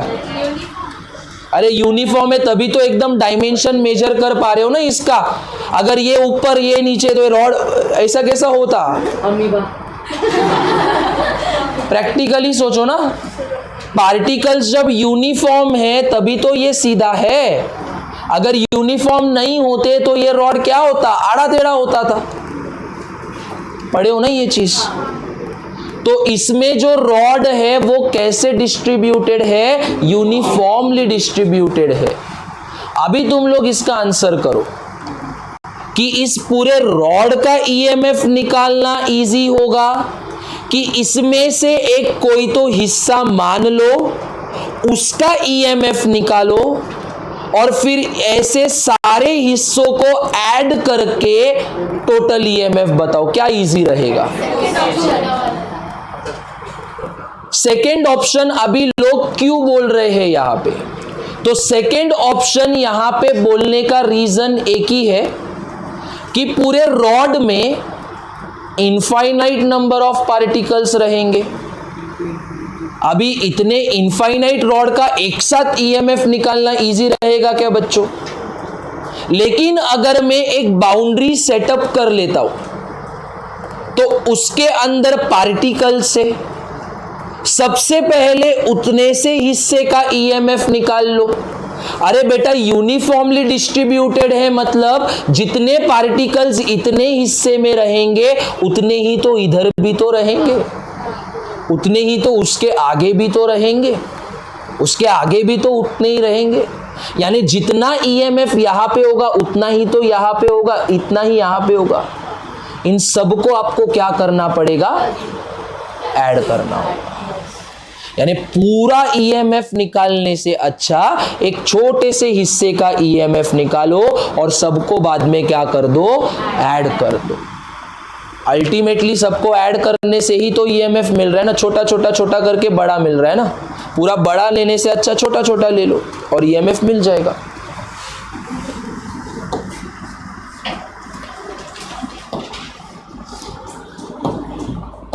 तो क्या करना होगा, छोटा सा हिस्सा लो, उसमें कितना ईएमएफ है वो निकालो और उन सब का इंटीग्रेशन करके पूरे रॉड का ईएमएफ निकाल लो।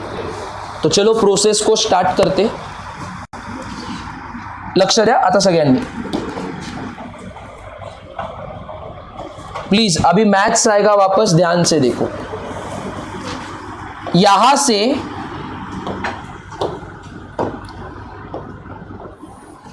x डिस्टेंस के दूरी पे आप लोगों को एक छोटा सा हिस्सा कंसीडर करना है। तो इसका स्टेटमेंट कैसे लिखेंगे, ध्यान से देखो।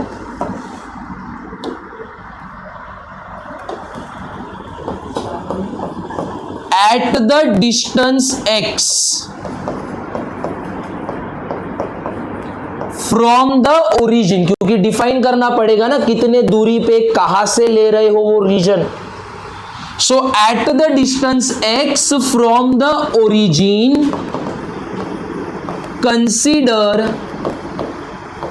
अ स्मॉल एलिमेंट। एलिमेंट का मतलब एक छोटा सा टुकड़ा पकड़ लो, ओके, जिसका लेंथ क्या होगा, अरे इतने से छोटे हिस्से का लेंथ कितना होगा। डिफरेंशिएशन क्या मस्ती के लिए पढ़े थे बेटा, ये क्या होगा, dx होगा ना। छोटे से हिस्से का लेंथ क्या रहेगा, dx रहेगा। इंटीग्रेशन मतलब क्या होता है, छोटे छोटे पीसेस को जोड़ के एक बड़ा पीस बना दो, दैट इज इंटीग्रेशन। और डिफरेंशिएशन का मतलब क्या होता है कि बड़े पीस को छोटे छोटे पीसेस में ब्रेक कर दो। तो छोटे पीसेस को जोड़ के बड़ा बनाना मतलब इंटीग्रेशन, और बड़े से छोटे पीसेस बनाना मतलब डिफरेंशिएशन। पढ़े हो मैथ्स में ये सब चीजें, तभी वो डेरिवेशन होगा। तो इतने से हिस्से की लेंथ हम लोग क्या मानेंगे, dx। ठीक है। अच्छा एक बात बताओ, अगर ये dx होगा तो इसके आगे का इलाका भी कितना लेंथ का होगा, dx ही होगा ना, क्यों dx होगा, कोई बताएगा? यूनिफॉर्मली डिस्ट्रीब्यूटेड मतलब अगर इसके अंदर 10 पार्टिकल है तो आगे के dx में भी कितने पार्टिकल्स रहे, उसके आगे के इसमें भी कितने, तो इतना EMF इधर जितना EMF होगा उतना ही EMF आगे के हिस्से में होगा, उतना ही EMF आगे के हिस्से में होगा।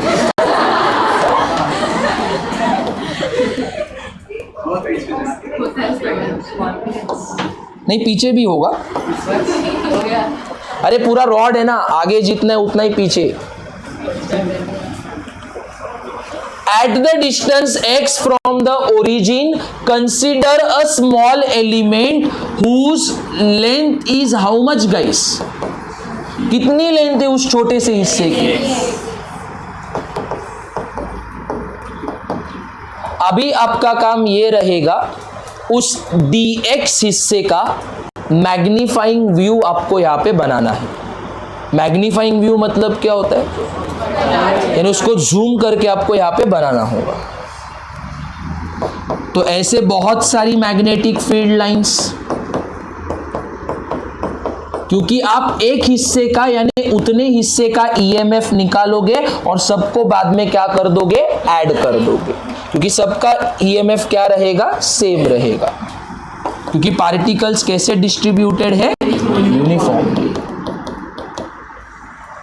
तो ये बहुत सारी, जैसे ऊपर आप देख सकते हो मैग्नेटिक फील्ड लाइंस, वैसे यहाँ पे मैंने मैग्नेटिक फील्ड लाइंस बनाई। पूरा रॉड बनाने के बजाय हम लोग उसका वो क्या बना देंगे, छोटा सा हिस्सा यहाँ पे बनाएंगे। क्यों? क्योंकि हम लोग dx एलिमेंट का यहाँ पे कौन सा व्यू बना रहे हैं, मैग्नीफाइंग व्यू। इसकी लेंथ कितनी बोली गई थी आप लोग को, dx। छोटे से हिस्से की लेंथ कितनी बोली गई है, dx। अभी मेरा अगला सवाल आप लोग से,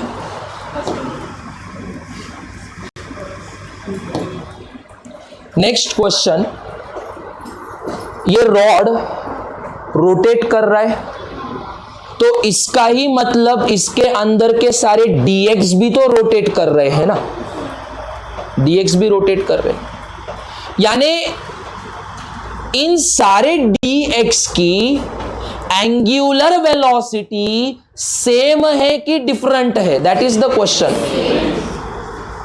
सेम है। क्यों सेम है? Why angular velocity is constant?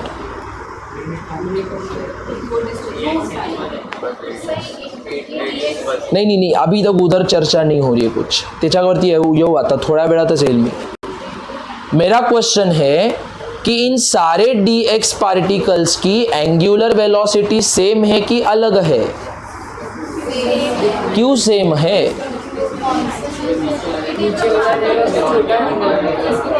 अरे मित्रांनो, इतना सब सोचने से अच्छा बेटा जब ये पार्टिकल या ये रॉड उठेगा तो इन सब का एंगल क्या रहेगा,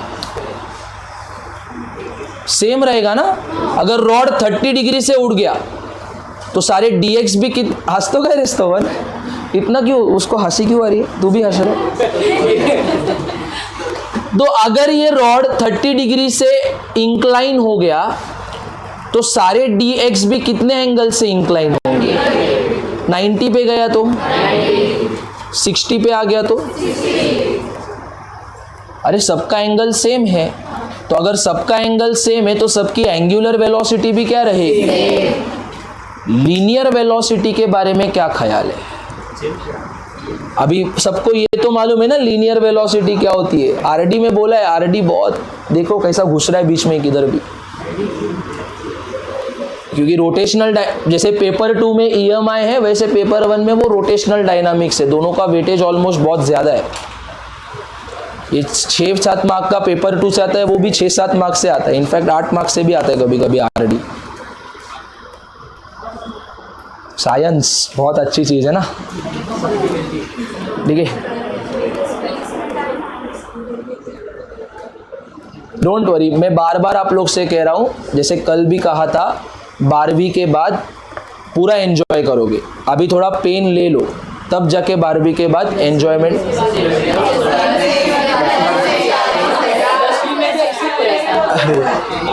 ठीक है, let it be. Uh coming to the topic, तो सारे dx की एंगुलर वेलोसिटी सेम है, लेकिन सारे dx की लीनियर वेलोसिटी सेम है कि अलग है? That is the question. क्यों अलग है? हाँ, वो जो है बोलो। Okay, very good very good, almost correct, इधर तक पहुंच गए, लेकिन थोड़ा और बताएंगे तो।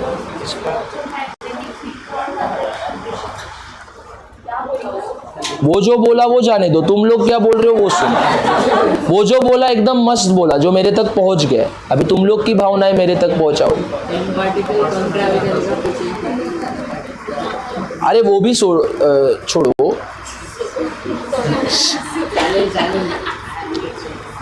बेटा तुम लोग ने अपने 12th में आरडी में एक फॉर्मूला पढ़ा होगा।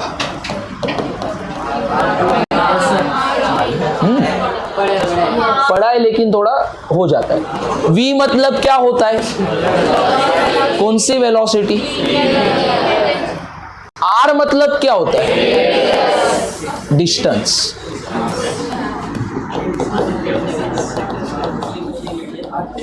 क्यों रेडियस ही लेना है? डिस्टेंस है ना वो। रेडियस कब लेते? जब कोई चीज कर्वी हो तब रेडियस लेते। अगर ऐसा सीधा रहेगा बेटा, इसका रेडियस क्या लोगे आप? ठीक है, लेंथ ही ना, डिस्टेंस ही बन गया वो। ओमेगा मतलब क्या होता है? प्लीज आता सगळ्यांनी लक्ष द्यायचं। हे क्यों मूव कर रहा है? और v का मतलब क्या रहेगा? नहीं रे राजांनो, लिनियर बोला त्याला।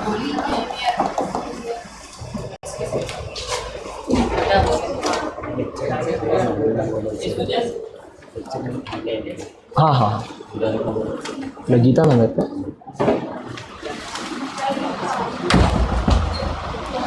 After the lecture you are going to wait, Geeta ma'am is going to make some announcement. ठीक है, तो सब लोग ध्यान देंगे, ध्यान दो। लेक्चर के बाद, लेक्चर के बीच में नहीं, प्लीज पे अटेंशन। चलो इस फॉर्मूला को जरा ध्यान से समझो। बाबा प्लीज, गहराई में जाना है कंसेप्ट के। देखो बेटा, मैंने अभी जस्ट बोला था कि ओमेगा आप लोग ने क्या करके रखा है? अरे सेम एंगल के साथ जाएंगे ना सारे।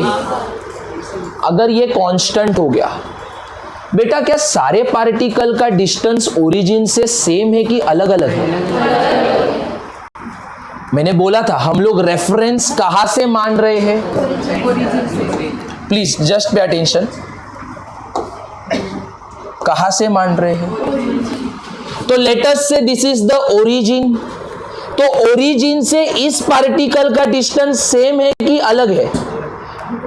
ये डिस्टेंस है। सेकेंड केस में इधर के पार्टिकल्स का ये डिस्टेंस है, इधर के पार्टिकल्स का ये डिस्टेंस है। तो डिस्टेंस सेम है कि वैरी होते जा रहा है? अगर डिस्टेंस चेंज होते गया तो लीनियर वेलोसिटी भी क्या होगी? समझा सब लोग को ये लॉजिक? मैथ्स से पूरा ये। एंगल भले ही सेम घूमने दो, लेकिन सारे पार्टिकल की लीनियर वेलोसिटी क्या रहेगी? डिफरेंट रहेगी। वापस से सुनो, वापस से। सबका एंगल सेम, यानी सबकी एंगुलर वेलोसिटी सेम। सारे पार्टिकल्स का डिस्टेंस ओरिजिन के रेफरेंस में भी क्या है? डिफरेंट। अरे यहां से ये शायद से 5 मीटर होगा, ये 10 मीटर होगा, ये 20 मीटर होगा। क्या ये सेम है क्या सारे पार्टिकल्स का डिस्टेंस? नहीं बेटा, अगर ये 5, 10, 20 बीच में मल्टीप्लीकेशन है, भले ही इसको सेम करके रखा। लेटस से इसको मैंने 10 फिक्स रखा है, 10 डिग्री। तो 5 इंटू 10 कितना आ रहा है आंसर? 10 इंटू 10 कितना आ रहा है? 100। 20 इंटू 10 करेंगे तो 200 आएगा। तो 5 मीटर पर सेकेंड, 100 मीटर पर सेकेंड, 200 मीटर पर सेकेंड, ये सब सेम है कि अलग अलग है? अलग अलग। क्या 5, 10, 100, 200 ये सेम नंबर्स है क्या? तो आप देख रहे हो ना, जैसे जैसे मैं ये चेंज करते जा रहा हूं ये भी क्या होते जा रहा है। समझा कंसेप्ट? तो अगर एंगुलर वेलोसिटी भले ही सेम रखोगे लेकिन डिस्टेंस अगर डिफरेंट रहेगा तो लीनियर वेलोसिटी भी क्या हो जाएगी? Change, different. तो ये सेम है और लीनियर वेलोसिटी पार्टिकल्स की डिफरेंट है। क्यों डिफरेंट है? Just because of the distance. Origin से हर एक पार्टिकल का डिस्टेंस अलग अलग है, तो उनकी लीनियर वेलोसिटी भी क्या रहेगी? अलग अलग। यानी तुमने जो आंसर दिया है कि ये वाला ऐसे, तो उसका वो भी बराबर है, डिस्टेंस ही है ना उधर भी। Very good, clear with this logic? ये लॉजिक हो गया। अभी इसको पकड़ के फटाफट से लास्ट स्टेप्स देख लो इसके, फिर आज स्टॉप कर देंगे। लक्ष्य द्या, लक्ष्य द्या, लक्ष्य द्या। बेटा पूरे रॉड के वजह से जो ईएमएफ था वो ई था, dx। Because of dx what will be the EMF of this portion? छोटे से हिस्से का EMF भी छोटा होगा। जब बड़ी लेंथ कंसीडर करेंगे तो E जितना EMF है, जब छोटी लेंथ dx कंसीडर करेंगे तो EMF भी क्या रहेगा? dE रहेगा। बड़े के लिए बड़ा, छोटे के लिए छोटा, ये याद रखो। Because of the dx EMF will be. बेटा EMF का फॉर्मूला हम लोग ने कंडक्टर के लिए क्या देखा था? मोशनल EMF में क्या देखा था? EMF का E इक्वल्स टू BVL, अभी देखा था थोड़ी देर पहले। तो वो फॉर्मूला का सहारा लेके देखो कैसे लिख रहे हैं हम लोग। Please pay attention, very important now. तो ये फॉर्मूला लिखवाया था अभी थोड़ी देर पहले आपको। लेंथ यहां पे मैं बड़ी ले रहा हूं कि छोटी ले रहा हूं बच्चों? तो लेंथ की जगह पे क्या लिखेंगे? वेलोसिटी का एक फॉर्मूला आप लोग ने देखा था, V equals to R omega. लेकिन बेटा मैंने यहां से डिस्टेंस कितना लिया है? ओरिजिन के रिस्पेक्ट में कितना डिस्टेंस लिया है? ओरिजिन के रिस्पेक्ट में ये dx तक का डिस्टेंस क्या माना है? समझा? तो r की जगह पे क्या लिखेंगे? तो v इज इक्वल्स टू क्या बन जाएगा ये फॉर्मूला? x omega. लेंथ लिखी है dx, v is equals to r omega के अनुसार डिस्टेंस क्या है पार्टिकल का ओरिजिन से? x है। मैग्नेटिक फील्ड तो बस आने का काम कर रही है तो वो b रहेगी। जब बड़ी लेंथ है तो EMF E है, जब छोटी लेंथ dx रहेगी तो EMF क्या बनेगा? dE बनेगा। बेटा याद रखो, कोई भी चीज को छोटा करना हो तो उसको d से रिप्रेजेंट करो। ओके, जैसे dv का मतलब स्मॉल वेलोसिटी, dt का मतलब स्मॉल टाइम, db का मतलब स्मॉल मैग्नेटिक फील्ड, dl मतलब स्मॉल लेंथ। तो कोई भी चीज को छोटे से दिखाना हो तो उसके आगे क्या लगा देना? d लगा देना। हाई रेश, ध्यान से देखो यहाँ पे बेटा, मेरे को यहाँ पे dE का वैल्यू चाहिए क्या डेरिवेशन में? E का चाहिए। तो dE से अगर E जाना होगा तो क्या करेंगे? अगर LHS में इंटीग्रेशन किया, लिमिट्स कहां से कहां तक? तो रॉड चालू हुआ था 0 से और खत्म हुआ था, अभी मैथ्स आएगा, खत्म। फिजिक्स यहाँ पे खत्म होता है अभी मैथ्स से। dE का इंटीग्रेशन क्या होगा? dE, dE, dE सबको जोड़ते जाओगे तो क्या मिलते जाएगा? बेटा मैग्नेटिक फील्ड B इसमें क्या है, constant. Omega angular velocity constant है कि डिफरेंट है? लेट इट बी डिफरेंशिएशन और इंटीग्रेशन, कांस्टेंट हमेशा क्या होगा? तो अंदर क्या बचेगा?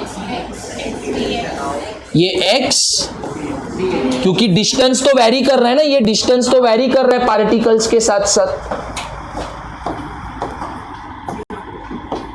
चला आता ह्याचं इंटीग्रेशन, यू टेल मी क्या होता है? अरे पहले इंटीग्रेट तो कर, फिर डालेगा ना अपर लोअर। कुछ लिखा नहीं है मतलब पावर 1 होती है ना। इंटीग्रेशन का फॉर्मूला है x raise to n dx, that is equals to x raise to n plus 1 upon n plus 1। तो n की वैल्यू यहां पे 1 है, तो 1 प्लस 1 विल बिकम 2 और नीचे 1 प्लस 1 विल बिकम 2। तो इस पूरे इंटीग्रेशन का वैल्यू क्या बन जाएगा?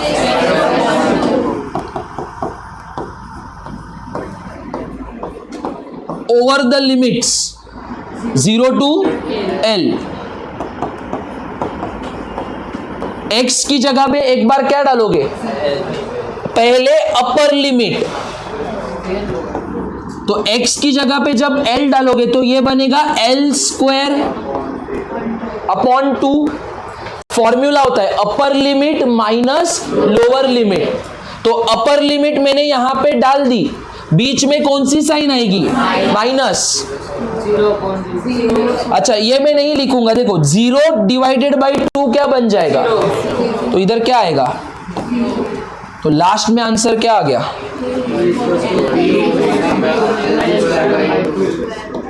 खत्म, ये आपका आंसर है।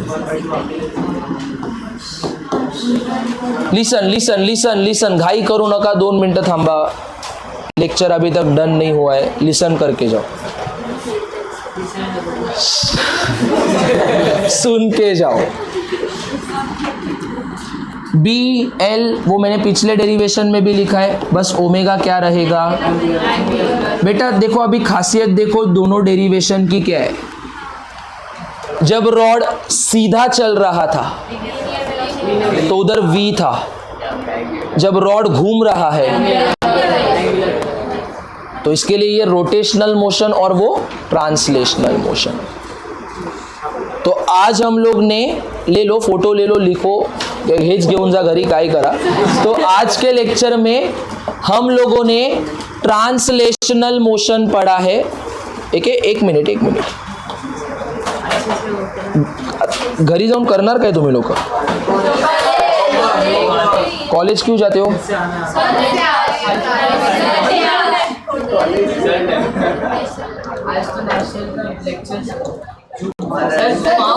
Sorry, please please be quite, 2 minute सिर्फ सुन के जाओ, पूरा एक रिवीजन फटाफट से लूंगा।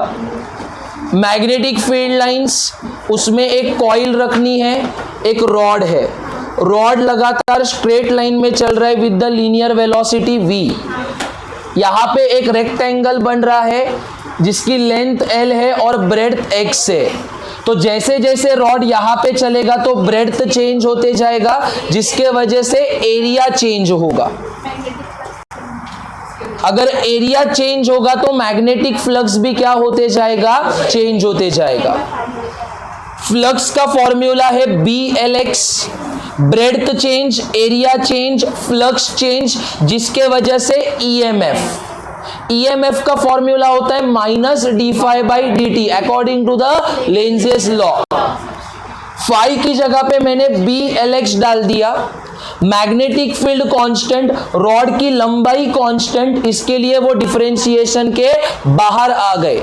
तो अंदर क्या बचा यहाँ पे? dx/dt, जो जिसका मतलब होता है वेलोसिटी। क्या होता है? v का मतलब वेलोसिटी। और ये कम होने के वजह से यहां पे कौन सी साइन लगाई है? माइनस। क्योंकि जैसे जैसे रॉड यहां पे डिस्प्लेस करेगा तो फाइनल वेलोसिटी कम रहेगी किसके मामले में, इनिशियल वेलोसिटी के, जिसके वजह से साइन कौन सा आया इसके साथ, माइनस, माइनस माइनस मिला के पूरे आंसर को plus. So what is the motional EMF due to the translational motion of the rod, E is equals to BBL। और इसके आगे लास्ट में हम लोग ने पढ़ा, नेक्स्ट कुठे असतं,